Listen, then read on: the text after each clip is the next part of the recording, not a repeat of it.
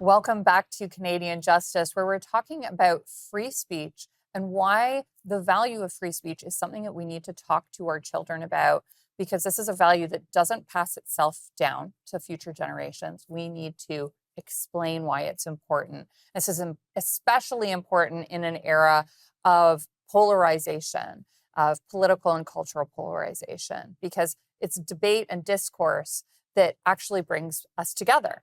Instead of censorship and violence. And there's really no more important time to talk to our kids and to the next generation about why this matters. So that's why I have worked on a new children's book called Maple's Garden about this issue.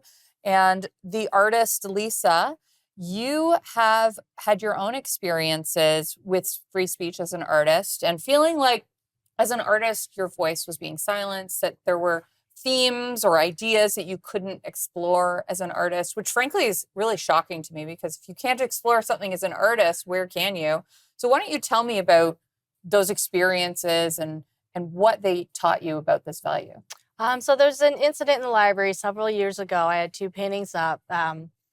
They depicted some wood and some stones. It was like a childish drawing of a penis, but it wasn't like super graphic. And another one was a prison, because most of people in Canadian prisons are colored, and I wanted to bring light of that fact. Library didn't like it, so they took it down because of one complaint. But I thought, if we can't have these kinds of discussions at the library, and you asked me for an art show, not like party decorations. So I petitioned to get them back up. I was able to, but not without a fight and not without having to explain, well, what is free speech? What is art? Art isn't just pretty pictures on the wall. Art is there to engage people and talk about these issues. Another time was my Freedom Convoy paintings. I was really fascinated with the movement, whether you agree with it or not. I thought it was a spectacle worth reflecting on and documenting. So I had these Freedom Convoy paintings. There were several people online that didn't like them, said some pretty mean, nasty things about the Freedom Convoy and me. But to be honest, when I talked to the people at the Freedom Convoy, they were really nice and welcoming. So that I was really surprised that there were these group of people who just couldn't stand the paintings. And even if you didn't agree with it, that's fine. But it's about generating that conversation. I don't make art to please everybody. I make art to generate dialogue, and it's something that I can't not do. Yeah, that's so beautifully said. I think that the artist has such an important role in society in provoking discussion and thought about ideas we might not want to turn our minds to. What do you think the role of the artist in our society is? I see it as kind of the social lubricant. It preserves individuality. It lets us express ourselves and find common ground in areas we wouldn't find normally. It depolarizes people because we can start to imagine what it's like to be in someone else's shoes. Well, what do you think about something? What I think about something? And where we agree or disagree, we can evaluate ideas in this space where we can are safe to talk about anything. Mm-hmm.